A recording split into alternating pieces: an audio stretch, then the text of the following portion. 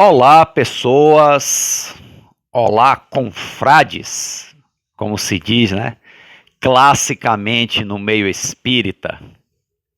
Muita paz a todos, muita harmonia, muita alegria no coração, que a gente precisa, né? Muita coragem e muita fé para todos nós. Um forte abraço aos companheiros de ideal do Centro Espírita Centelha Divina. Um forte abraço a todos, que continuem sempre firmes aí no ideal espírita, no pensamento espírita, no agir espírita. Um forte abraço a todos do canal Raciocínios Espíritas também. E a todos aí, né, que levam realmente a doutrina para frente, para o alto, como disse seu Gilvaldo, né, que é o presidente do Centelha Divina. Temos que caminhar para frente e para o alto, né? Uma coisa assim. Aí faz esse gesto. Bom, e o tema que me traz a mais este vídeo é a felicidade, né? Quem não quer ser feliz? Quem nesse mundo não quer ser feliz? É claro que o conceito de felicidade pode variar muito de pessoa para pessoa. Porque tem coisas que me deixam feliz, mas que não deixam a outra pessoa feliz, né? E vice-versa. Então, assim, mas aí eu estou mais comentando com relação à nossa felicidade humana, que do ponto de vista espiritual podemos chamar de felicidade relativa, que é aquela felicidade que podemos alcançar, vamos dizer assim, entre aspas, plenamente, enquanto estamos vivendo essa vida de encarnados em um mundo de provas e expiações. Eu disse plenamente, entre aspas, porque plenamente, no sentido real, seria em plenitude, e em plenitude só realmente numa situação espiritual feliz, que ainda não é a nossa situação neste mundo ainda de provas e expiações, em transição para o mundo regenerado. Ou melhor, regenerado não, em regeneração, né? Passar de um mundo de regeneração. Não ainda regenerado, né? Então, mas de alguma forma, mesmo que inconscientemente, todos buscam a felicidade, né? Você pode dizer, não, há pessoas que buscam o sofrimento. Mas aí, quem busca o sofrimento voluntariamente é que está, com certeza, não digo nem acho, eu tenho certeza, que está enfermo. Enfermo emocionalmente, enfermo mentalmente, enfermo espiritualmente, né? Porque assim, as enfermidades do corpo não são reflexos, o reflexo das enfermidades do espírito. Então a pessoa está enferma espiritualmente, né? Para que voluntariamente queira a infelicidade, né? Muitos até buscam o suicídio para dizimar-se com a sua própria vida, né? Sem saber muitas vezes que a vida não se aniquila, né? A vida continua, a vida é imortal, e a gente adquire só mais um sofrimento, né? Infelizmente, né? Se todos tivessem essa consciência, prefeririam sofrer no bem, como diz Emmanuel, é melhor sofrer no bem, né? E levando a encarnação, ainda que em sofrimento, do que aniquilar a própria vida. Mas eu acredito que mesmo estes, no fundo, lá no fundo das suas almas, dos seus espíritos, também procuram a felicidade, né? Só que como não conseguem achar, pelo menos do jeito que eles gostariam de achar a felicidade, entram nesse desespero e aí buscam o caminho inverso, né? O caminho do sofrimento, da infelicidade e, infelizmente, algumas vezes até do suicídio. Algumas vezes eu nem sei, né? Porque o índice de suicídios tem sido muito alto, lamentavelmente, e de pessoas de todas as classes sociais, né? Porque nem sempre dinheiro resolve tudo. Eu não vou dizer que dinheiro não traz felicidade, porque não é verdade, né? O dinheiro traz felicidade sim, mas a felicidade que o dinheiro traz é aquela no limite do que ele pode trazer, se usarmos o dinheiro com sabedoria, né? Vamos dizer com sabedoria, mas também pode trazer infelicidade sim, e muita, o dinheiro, né? A depender de como a gente use também, né? Vai muito do livre-arbítrio de cada um. Mas a prova de que o dinheiro por si só não traz felicidade são pessoas ricas, muito bem, vidas muito confortáveis, que entram em desespero, que entram em depressão e algumas vezes cometem suicídio também, né? Bom, mas então o que seria esta felicidade, né? A gente tem noção do que seja essa felicidade que a gente tanto almeja, só que descrever em palavras, traduzir em palavras é uma coisa até difícil, talvez até como dizem os espíritos, em um livro dos espíritos, Allan Kardec corrobora também, né, que nosso vocabulário é muito pobre para desenvolver certas ideias, né, e talvez assim a ideia de felicidade plena, de plenitude, dê certo que não temos o vocabulário também adequado para descrever. A gente tem uma ideia, o que é estar feliz? É estar bem, é estar alegre, é estar de bem com a vida, de bem com as pessoas, né? Bom, basicamente, né, num conceito básico é isso, né? Conceito básico é isso. Mas assim, se você vê um Francisco de Assis, né, que vivia passando privações, né? De todas as, além das privações materiais que ele passava, ainda tinham pessoas que o achincalhavam, que o agrediam, tudo, né? E se você perguntar, se eu, né, ser humano comum que eu sou, vivesse uma situação dessa de Francisco de Assis, eu me diria infeliz, desafortunado da sorte. Mas se você perguntasse a Francisco de Assis se ele era feliz nessa situação, ele ia dizer que era plenamente feliz. Porque a felicidade dele vinha de outra fonte e não das coisas do mundo material, né? Havia coisas do mundo material que trazia felicidade a ele, né? A natureza, principalmente, tanto que colocam ele como patrono, né? Como esqueci o nome agora, patrono não, sei lá, da natureza, o santo aí da natureza, sei lá, dos animais, essa coisa toda, né? Porque era, talvez no mundo físico fosse a maior expressão de Deus no mundo, fosse realmente a natureza, para Francisco de Assis, e acho que ele tinha razão mesmo, né? Mas assim, o que seria essa felicidade? Então aqui tem um texto, né, de André Luiz, o livro, especificamente o livro Agenda Cristã, né, que é perdão, gente, não é Agenda Cristã não, confundi os livros, apaga, é porque é livro demais que Chico Xavier psicografou, né, gente? E às vezes eu misturo.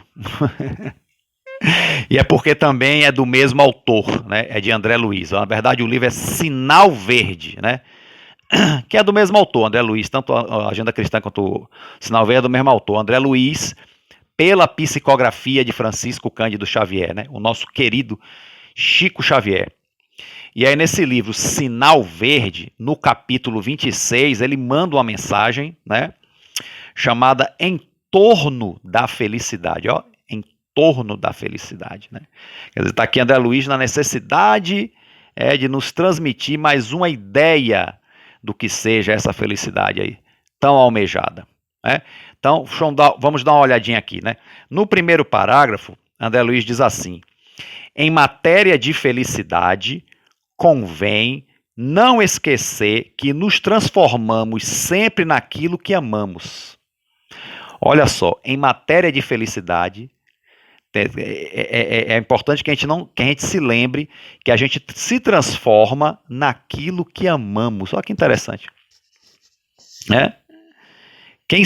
O que será que ele quer dizer com isso? Quer dizer, eu amo algo e eu me transformo naquilo que eu amo. Quer dizer, eu amo música, vamos dizer assim, eu vou me transformar numa música? Será que é isso que ele quis dizer? Não. Aí ele diz no segundo parágrafo: quem se aceita como é, doando de si a vida o melhor que tem, caminha mais facilmente para ser feliz como espera ser. Veja bem. Quando a gente se aceita como é, nós aceitamos a nossa condição, né? Você vê que é um princípio, né, do tratamento psicológico, da terapia, é a pessoa aceitar a si mesmo como é, né? Porque muitas vezes a falta de autoaceitação é um dos grandes problemas, né, que tem psicológicos abordados nos divãs da vida, né? Eu lembro até, tem uma frase, gente, eu não lembro, eu acho que essa frase é de Carl Rogers, que diz assim, é mais ou menos assim a frase, eu vivo um paradoxo. Quando eu me aceito tal como eu sou, aí eu começo a mudar. É interessante, não? Um paradoxo. É um paradoxo.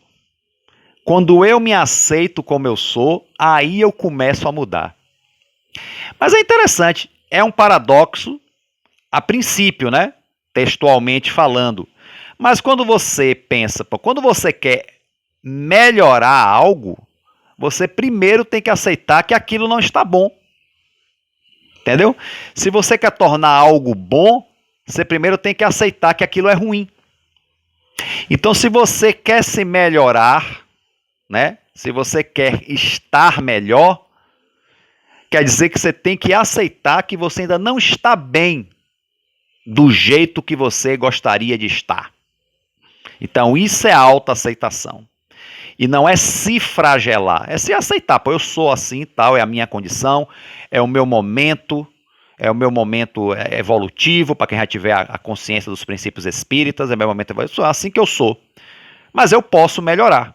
Então, quais são os recursos que eu vou buscar para me melhorar, para me autoaprimorar, né? Então, você vai buscar aquilo que te faz bem, que você sabe que vai te fazer bem realmente. Não fazer bem ilusório. Por exemplo, a pessoa vai se embriagar porque eu me sinto bem. Mas isso é ilusório, que depois vem a ressaca, aí fica mal logo depois. Mas é algo que vai te fazer bem realmente. O que vai te fazer bem, né, você vai amar. Então você vai se tornar aquilo que ama. Acho que o que André Luiz quis dizer foi isso. Você se torna aquilo que ama, porque quando você procura algo que realmente é bom para você, você se torna parte daquilo, ou melhor, aquilo se torna parte de você. Quando você procura ser uma boa pessoa, praticar o bem, fazer a beneficência, aquele bem se torna parte de você. E você se torna parte desse bem também. Então, nesse aspecto, simbolicamente falando, você se torna aquilo que ama, quer dizer, aquilo que é bom para você, né? Bom, pelo menos essa é a interpretação que o Ricardo Dib aqui consegue fazer, né? Espero que pessoas com os pensamentos aí mais profundos, mais burilados, consigam fazer ainda uma interpretação melhor, né? Que assim seja, ok? Então, por isso que ele fala nesse segundo parágrafo, quem se aceita como é, doando de si o melhor que tem, quer dizer, eu me aceito como eu sou, eu tenho partes ruins, tenho, mas também tenho partes boas, então eu vou doar para a vida, para as pessoas, o que eu tenho de bom e vou procurar consertar o que eu tenho de ruim dentro das minhas possibilidades, né? Então, quem faz isso caminha mais facilmente para ser feliz como espera ser ou como quer ser, né? Doar o que você tem de melhor, né? Não põe a candeia sobre o alqueire, né? Não é esconder o seu lado ruim, é trabalhar esse lado ruim para melhorar, mas doar para a vida o seu lado bom, né? Isso aqui é o melhor, né? Somos a luz do mundo, vamos dizer assim. Nós, espíritos ainda engateando, pelo menos podemos ser pontos de luz, né? Vamos dizer assim. Aí vem o próximo parágrafo. A nossa felicidade será naturalmente proporcional em relação à felicidade que fizermos para os outros. Olha só, a nossa felicidade será naturalmente proporcional, quer dizer, terá a mesma proporção em relação à felicidade que fizermos para os outros. Então, o tanto que fizermos os outros felizes essa mesma felicidade irá voltar para a gente. Né? Olha que interessante. Essa frase aqui, inclusive, gente, tem uma polêmica com ela, porque ela está na internet como se Allan Kardec fosse o autor. Se você lançar essa frase no Google, até mesmo naquele site Pensador, né, que a gente cata muitas mensagens, né, pensamentos lá, está lá escrito essa mensagem e o autor Allan Kardec. Se lançar no Google Imagens, vai aparecer vários cards dessa frase com o autor Allan Kardec e a foto de Allan Kardec. E essa frase não é de Allan Kardec. Eu não sei quem foi. Alguém se enganou ou inventou que essa frase é de Allan Kardec, lançou isso na internet e isso foi replicado, né, copiado. Eu lembro que desde a época que eu usava o Orkut, né, numa comunidade espírita, isso foi questionado em um dos fóruns, né, que a gente fazia lá, né, nos tópicos, que essa frase não é de Allan Kardec, não tem em nenhum lugar, realmente não é essa frase, é de André Luiz, desse texto aqui, Em Torno da Felicidade, do livro Sinal Verde, ok? Então vamos ter assim, tudo bem, não foge ao pensamento de Kardec essa frase, claro, acredito que Kardec acreditasse nisso mesmo, né, como o codificador da doutrina espírita, que ele sempre está lá corroborando com os espíritos na codificação, né, que fora da caridade não há salvação, fazer o bem aos outros, né, e tudo mais. Então o pensamento de Allan Kardec é totalmente sintonizado com essa frase, então ela não é falsa, no sentido de ser diferente do pensamento de Kardec, que não é, ela realmente é totalmente sintonizada com o pensamento de Kardec, mas não foi Kardec que escreveu, ok? Quem vê aí pela internet essa frase associada a Kardec, fala, não, essa frase está no texto Em Torno da Felicidade, capítulo 26, do livro Sinal Verde, ok? André Luiz, psicografado por Chico Xavier. É importante, gente, é importante sim, porque senão, mas não tem grandes problemas, já que essa frase não está fora de sintonia com o pensamento kardeciano. Tudo bem, nesse caso não tem grandes problemas, mas em outros casos tem, né? Em outros casos pode vir a ter. Botar uma frase assim, no sentido espírita, não muito correta, associar a um vulto do espiritismo, Kardec, Chico Xavier, quem quer que seja, e aí não ser adequado, como já aconteceu de atribuírem frases a Chico Xavier que não são de Chico Xavier, e a essência do pensamento não é lá muito espírita, não. Então, por isso que tem que ter cuidado, sim. Ainda que essa não tenha essa questão de essência, mas em muitas outras tem. Então, tem que ter cuidado. Você vê, tem uma frase mesmo aí, associada a Charles Darwin, né? Que na vida quem sobrevive não é o mais forte nem mais o inteligente, e sim aquele que se adapta às mudanças.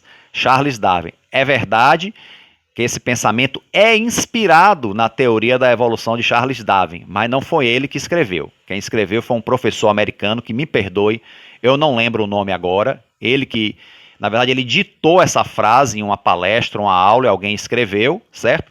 Mas realmente foi uma frase dita. Ele, profundo estudioso de Darwin, né? Foi inspirada com certeza no pensamento de Darwin, mas não é de Darwin, né?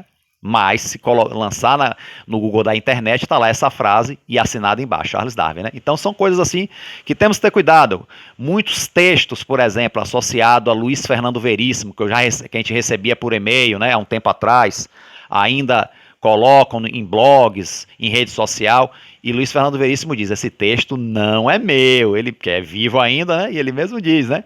Ele então vivo diz, não, esse texto não é meu, né?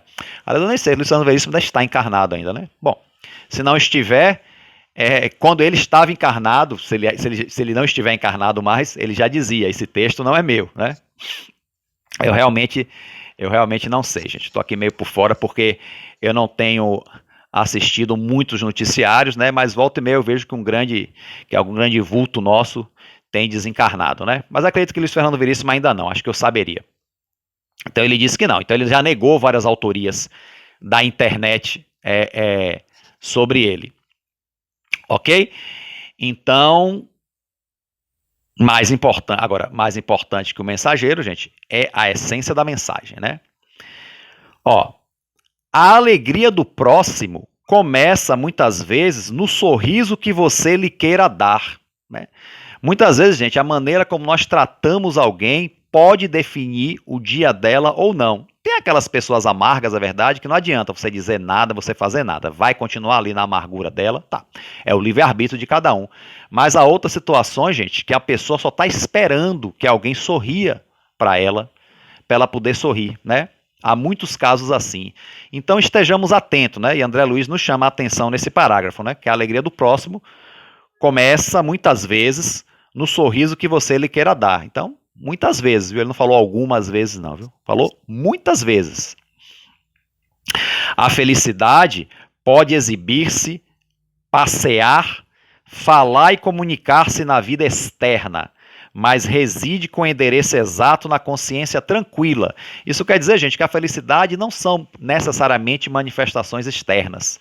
Você pode estar vendo ali uma pessoa alegre, agitada, festejando, tal, naquela agonia toda, mas no fundo ali não está feliz. Muitas vezes aquela alegria externa é até para mascarar o seu estado real da alma, né? O seu estado de infelicidade, de sofrimento, né? Muitas vezes é isso. E muitas vezes esse mascaramento se faz até com embriaguez, né? Como eu falei no início, a pessoa se embriaga, né? Tem aquela música, né? Eu vou beber para esquecer meus problemas, né? A título de humor, essa música é até legal, mas a título de realidade é terrível, porque você não vai esquecer nada. Você vai mascarar naquele momento, no outro dia os problemas voltam de novo junto com a ressaca e um mal-estar desgramado, né? Então, isso aí não adianta, gente, né? Nós temos que realmente procurar solucionar, se não possível, amenizar aquilo que está nos afligindo. Se não conseguimos sozinhos, gente, procuremos ajuda. Não é indigno procurar ajuda. Não é indigno admitir que precisamos dos outros, né? Eu me basto por mim mesmo. Eu não preciso de ninguém. Quando eu vejo alguém dizer isso, eu falo, oh, meu Deus, coitado, né? Mesmo porque teve um tempo que eu já até adotei esse discurso, mas graças a Deus excluí rapidamente, que eu já vi que isso aí é a maior besteira da vida. Precisamos sim um dos outros. Quer gostemos, quer não. Ok? Se você aspira a ser feliz e traz ainda consigo determinados complexos de culpa, olha só, comece a desejar a própria libertação, abraçando no trabalho em favor dos semelhantes o processo de reparação desse ou daquele dano que você tenha causado em prejuízo de alguém. Pronto, gente. Se por acaso a gente prejudica alguém, se eu prejudico alguém, você prejudica alguém, tá certo, a gente realmente, quando toma consciência, né, do mal que a gente fez, a gente não ficar bem, é normal. Mas não adianta se afundar, né? Isso não vai resolver nada, não vai desfazer o mal que a gente fez, né? Ainda vai tirar a possibilidade de uma boa reparação. Então, como a André Luiz aqui sugere, nos reergamos e partamos para o trabalho no bem, né? O trabalho no bem é a melhor reparação para o mal que a gente fez. Ainda que esse trabalho no bem não seja exatamente com a pessoa na qual a gente fez mal. Porque, de repente, nesse momento não é possível a gente reparar exatamente com a pessoa ou pessoas com as quais a gente fez mal, né? Mas as reencarnações estão aí e trazem as devidas reparações, todas a seu tempo. O importante é que nós nos predisponhamos à renovação íntima e às reparações, né? E comecemos já desde agora o trabalho no bem, né? Ajudando, socorrendo o semelhante, dentro das nossas possibilidades, é claro, dentro daquilo que está a nosso alcance fazer, né? Que a gente comece a nossa renovação íntima desde agora e as devidas reparações chegarão ao seu tempo, né? É importante se arrepender, sim, mas é importante também que a gente não se afunde no remorso, porque isso também não é produtivo. Eu sei que muitas vezes falar é fácil, né? Com certeza, mas viver já é uma coisa mais difícil, né? Aquela coisa é muito difícil a gente se levantar, né? Por isso que a gente deve pedir ajuda, né? Quando a gente não consegue, a gente procurar alguém que a gente confie e pedir ajuda, né? Aí você fala, Dib, se a gente não achar ninguém que eu confie, gente, aí recorram a Deus, né? A prece sincera, né, a prece profunda, né, nos aponta caminhos. Pode não apontar imediatamente ali, como um passe de mágica, mas paulatinamente ela vai nos apontando caminhos, né? E tem certos sofrimentos, gente, que a gente tem que viver mesmo, né? Tem alguns sofrimentos, como assim, quando a gente se joga de um abismo, a gente tem que completar a queda. Só termina quando a gente chegar lá embaixo. Então, certos sofrimentos nós temos que viver, porque foi nós mesmos que semeamos. Mas o importante é que a gente viva esse sofrimento com o máximo de equilíbrio possível. E, se possível ainda, buscando fazer o bem para se renovar, né? Mas o sofrimento ele vai chegar a termo no tempo que ele tiver que chegar, né? Agora, nós podemos sim aliviar ou, quem sabe, até abreviar esta queda com o trabalho no bem, né? Essa queda pode desacelerar e ser mais suave, vamos dizer assim, né? A partir dos nossos esforços na renovação e no trabalho do bem, né? Pelo menos quem está dizendo isso não é Ricardo Dib, não. Está dizendo isso é a doutrina espírita e especificamente aqui André Luiz, né? Eu estou aprendendo isso aqui também e transmitindo a vocês, né? Com certeza. Bom, estude a si mesmo, ó, até a recomendação, né, de Santo Agostinho ali no Livro dos Espíritos, né? Como conhecer melhor a si mesmo, aquela dissertação maravilhosa de autoconhecimento de Santo Agostinho lá no Livro dos Espíritos, né? Estude a si mesmo, observando que o autoconhecimento traz humildade e ser humilde e sem perdão, gente. Estude a si mesmo, observando que o autoconhecimento traz humildade e sem humildade é impossível ser feliz. Então, a gente se conhecer, a gente vai conhecer aquilo que a gente tem de bom para ampliar e conhecer aquilo que a gente tem de ruim para corrigir. E com isso a gente adquire humildade, a consciência de que não somos melhores do que ninguém, nem piores, nem melhores, nem piores. Isso é necessário, que sem humildade, gente, do ponto de vista espiritual, que é o ponto de vista maior, é impossível ser feliz. Né? É impossível mesmo, né? Amor é a força da vida e trabalho vinculado ao amor é a usina geradora de felicidade. Então, quando a gente trabalha e trabalha com amor, aí sim se torna uma usina de felicidade.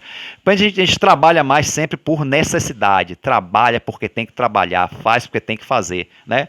São nossos processos. Mas quando a gente faz o nosso trabalho, qualquer trabalho que seja o trabalho profissional, o trabalho doméstico, né, o trabalho na caridade que a gente faz em alguma instituição, seja lá qual for, quando a gente faz com amor realmente, melhor ainda, aí que a felicidade vem com toda a sua força. Quando a gente pratica o bem ainda por praticar, sem muita vontade, ainda gera bem, porque bem é sempre bem, ainda que a gente faça forçado, né? Ainda é bem, ainda gera benefício. Mas feito com vontade, realmente com amor, aí gera mais do que benefícios, gera felicidade, né? Como diz aqui, quando é feito com amor. Ok? Se você parar de se lamentar, notará que a felicidade estará chamando o seu coração para a vida nova, né? Se a gente parar com as lamúrias, com as murmurações, como fala, né? Ficar murmurando, né? Aí a gente vai poder ouvir o chamado, né, da felicidade, né, para a renovação, né? Porque sempre, gente, estamos sendo chamados à renovação. Não vai haver um momento específico que vai abrir uma luz na frente da gente, né? Ou Jesus, como apareceu para Paulo nas portas de Damasco, né? Não vai haver esse momento. São situações especiais, né? A renovação está chamando a gente a todo momento, até na hora que a gente deita para dormir, que a gente senta para tomar um café, que a gente ouve uma palestra, que a gente faz uma palestra, né? Está chamando a renovação, gente, a todo momento, né? A felicidade sempre chama, né? É um call center, a felicidade é um call center constante, né? E aí o último parágrafo, André Luiz diz assim: quando o céu estiver em cinza, a derramar-se em chuva, né, como tem acontecido aqui em Salvador, Lauro de Freitas, né, por esses tempos aí, né? Quando o céu estiver cinza, a derramar-se em chuva, medite na colheita farta que chegará do campo e na beleza das flores que surgirão no jardim. Porque muitas vezes a gente reclama do dia chuvoso, que é principalmente a gente que mora nas cidades grandes, traz muito transtornos, é verdade, né? Só que a chuva, ela é necessária, né? Ela é necessária, né? O céu cinza pode não ser bonito, mas só através do céu cinza com a chuva é que é possível haver as colheitas, né? É que é possível realmente alimentar as colheitas que nos alimentam. É que é possível sanear o nosso ar. A chuva também saneia o nosso ar. Nas cidades, principalmente, que são tão poluídos, a chuva ajuda nesse saneamento, né? Inclusive, já ouvi uma mensagem dos espíritos que a chuva, inclusive, quando é uma tempestade, uma chuva com raios e trovões, ajuda a sanear, gente, até a psicosfera, que muitas vezes a psicosfera da Terra fica tão pesada pelos nossos pensamentos, que uma chuva, uma tempestade ajuda até a sanear, um pouco que seja, essa psicosfera. Né? Isso é uma coisa, isso eu não li em nenhum livro, não. Isso aí foi uma comunicação mediúnica que eu ouvi no Centro Espírita, mas que faz sentido, né? Faz sentido. Eu lembro do fogo purificador que tem no livro de André Luiz. Qual é, meu Deus do céu? Gente, como é que eu esqueço? Eu não lembro agora, que é justamente, André Luiz está numa caravana para a Casa Transitória de Fabiano, que é uma casa transitória que fica na região umbralina, né? E aí vai ali para resgatar os espíritos, aí eles lançam fogo purificador na psicosfera, que é uma tempestade terrível, né? E naquele momento há aquela correria, aquele pânico, que os espíritos estão ali desencarnados, mas estão, entre aspas, com medo de morrer, né? Imagine, né? Levam ainda os medos meramente humanos para o plano espiritual, né? E naquela agonia ali se vê quais os espíritos naquele momento que estão em condições de, né, serem resgatados. Esses são resgatados e a casa, depois ela flutua, né, e vai embora, que tipo assim, uma casa por isso que chama casa transitória. Agora, eu acho que é o Obreiros da Vida Eterna, se eu não me engano, né?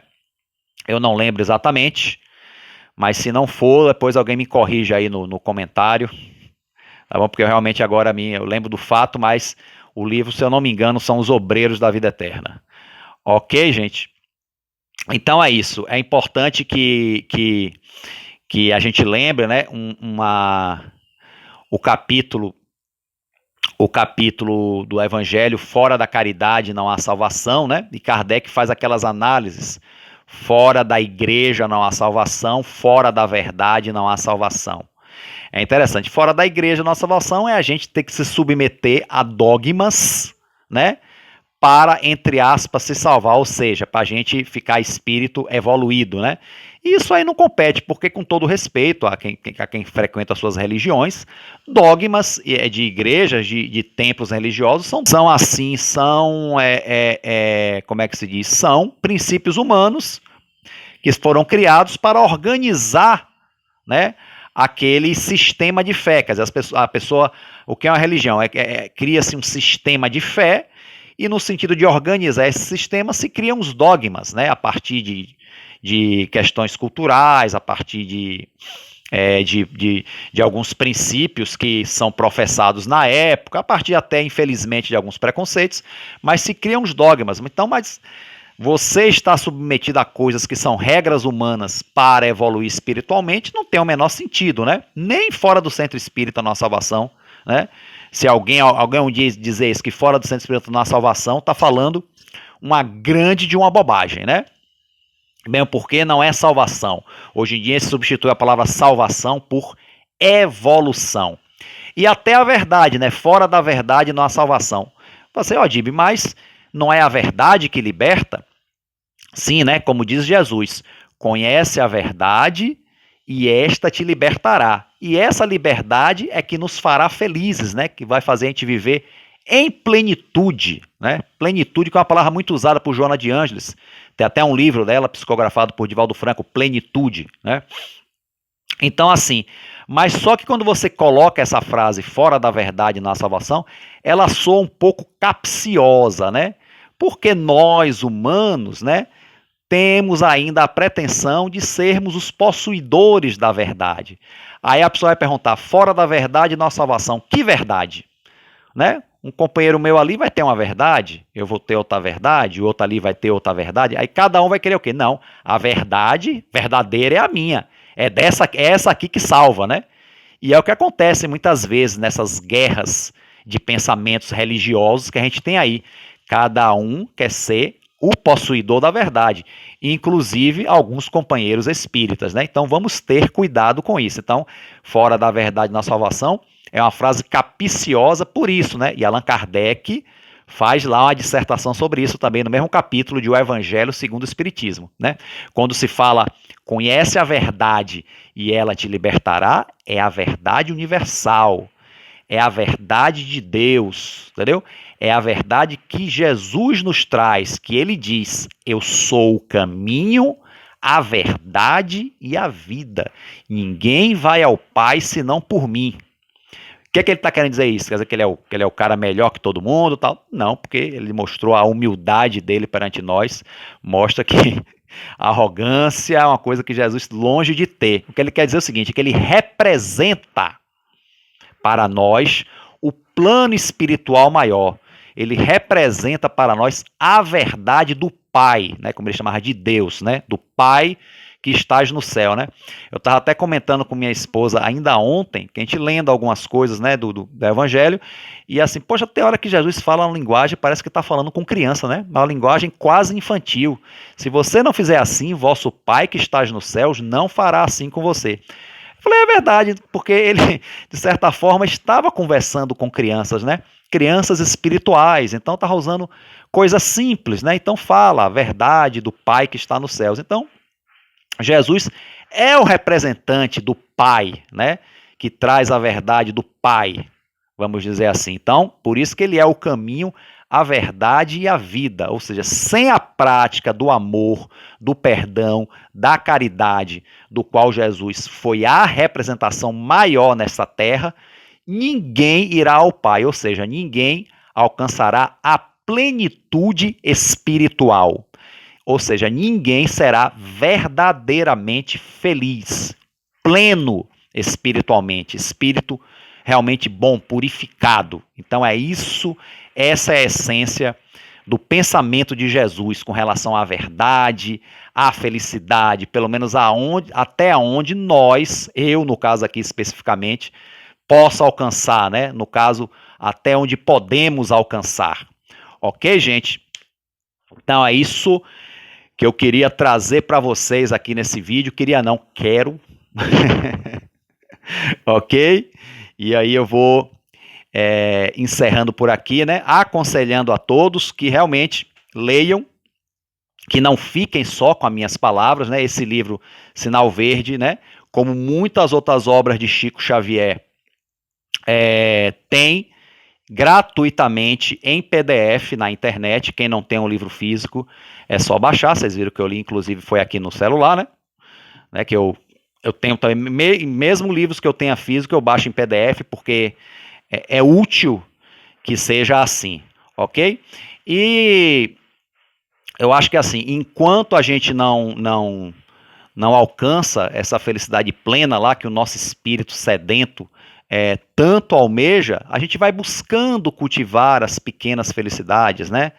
Buscando cultivar as pequenas coisas. Vamos fazendo o bem na medida das nossas condições. Se a gente não pode fazer um bem muito grande ainda, façamos coisas pequenas, mas que sejam bem feitas, que sejam de coração, né? Porque, na verdade, do ponto de vista espiritual, não existe um bem menor ou maior, só existe o bem. Essa questão de maior ou menor é uma visão nossa do encarnado no corpo físico, né?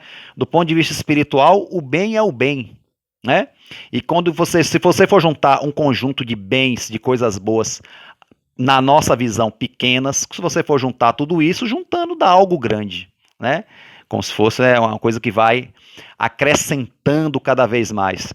E tendo o cuidado, gente, para não fazer o mal, né? Para não desperdiçar o benefício do bem que já foi feito, né?